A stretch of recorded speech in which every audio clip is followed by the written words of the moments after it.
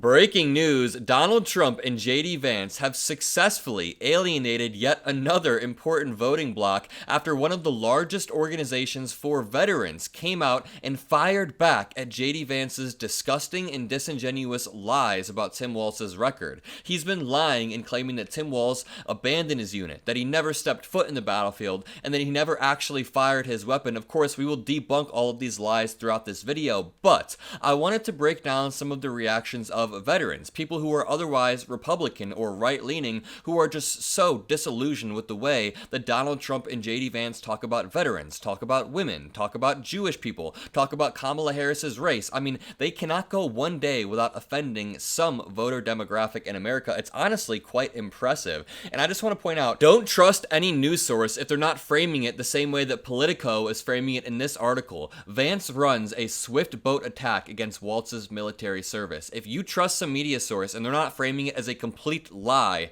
unfounded, disingenuous attack, you need to ditch that media source. Thankfully, Politico has been good, CNN has been good about this, MSNBC has been fact-checking, along with all of the people in the alternative media like MeidasTouch and I really quickly want to break down what Ted Lieu and Adam Kinzinger have been saying. Kinzinger said, so was Tim Walz supposed to just serve till infinity after he was retirement eligible because his unit might get deployed? Most career military eject at 20 years.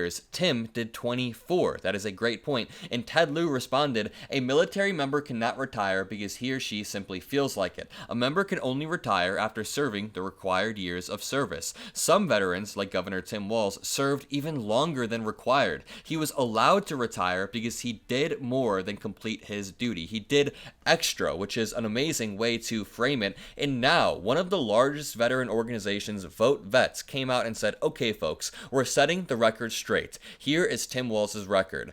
Fiction versus facts. So we have fiction. Tim Walz retired because he knew he was going to deploy to Iraq. That is a lie the MAGA Republicans have been telling. The fact is, that is BS. Tim submitted his requirement request to the U.S. Army National Guard months prior to notification of his unit's deployment. His unit was fully sourced, staffed, and his request was approved. He retired in May 2005 after serving for 24 years, mind you. Another fiction, another lie, is that Tim Walz is using a rank he didn't attain, and that's stolen valor. Again, BS. And the Minnesota National Guard says it's BS. It is entirely accurate to describe Tim as having been a command sergeant major, the rank under which he served, and the Minnesota National Guard has emphasized in public statements that he can be referred to as such. So what does it say when all of the major veteran organizations, even the Minnesota National Guard, come out and dispute, refute what JD Vance is saying? Even other veterans hate JD Vance. Listen to what Adam Kinzinger has to say, friend of the show.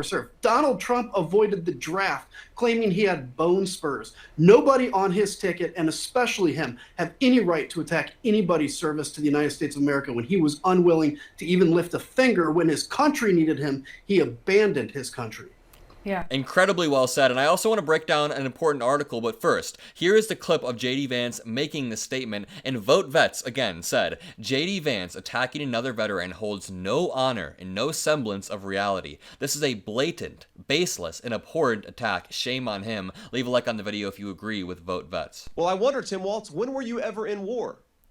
What was this weapon that you carried into war, given that you abandoned your unit right before they went to Iraq, and he has not spent a day in a combat zone? What bothers me about Tim Walz is the stolen valor garbage. Do not pretend to be something that you're not. And if he wants to criticize me for getting an Ivy League education, I'm proud of the fact that my mamaw supported me, that I was able to make something of myself. Again, nobody's criticizing him because he received an Ivy League education. We're criticizing him because he turned his back on the very universities, on the very people that he built his career off the back of, and then he has the goal to say, don't pretend to be something you're not, when that is what his whole career is built off of, him pretending to be something that he is not.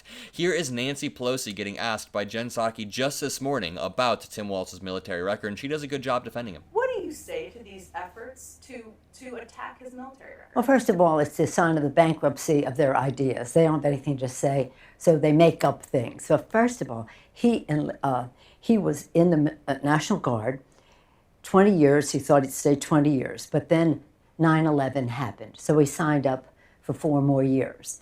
He retired from that to run for Congress months before his unit was assigned to being deployed. So it was after he left. So they're just trying to confuse things. Yep. But he came to Congress and was respected by our colleagues, elected to be the top Democrat on the Veterans Affairs Committee, where he, and working with Chet Edwards on the Appropriations Committee and he on the Authorizing Committee, made historic advances for veterans, meeting their needs, more than had been done since the GI Bill during World War II. I just want to say Nancy Pelosi is amazing and really, really good at what she does. One of the most effective speakers ever. Now, I just want to reiterate, if you're reading a news source and they're not framing it as an unfounded swift boat, you should ditch that news source. Politico said, Vance runs a swift boat attack against Walz's military service. The broadside is similar to the campaign to discredit 2004 Democratic nominee John Kerry over his Vietnam service. Ohio Senator J.D. Vance slammed the timing of Minnesota Governor Tim Walz's retirement from a more than 2 decades-long military career as a means of avoiding a deployment to Iraq on Wednesday, calling it, quote, stolen valor garbage, and testing a new line of attack on the newly minted Democratic vice presidential contender. But this new line of attack is not going well. Republicans had so many lines of attack to choose from when it comes to VP Harris and Tim Walz, and they chose from the worst lines of attack every single time. Why attack people over their race and their military service? It just makes zero sense, unless you're racist and you don't care about veterans. There is no evidence that Walz retired to avoid a wartime deployment, and it's a move that may not work. Walz has faced similar attacks from opponents before during successful races for Congress and governor, in which he explained his Army record in detail, but did not make it a central part of his campaign. So, people have tried and failed with these attacks before. That is good to know. The attacks are reminiscent of the 2004 campaign to discredit the distinguished war record of Democratic presidential nominee John Kerry, who served in Vietnam and later criticized the war, an effort led by Chris LaCivita, now a senior advisor to the Trump campaign. Funny how it comes full circle.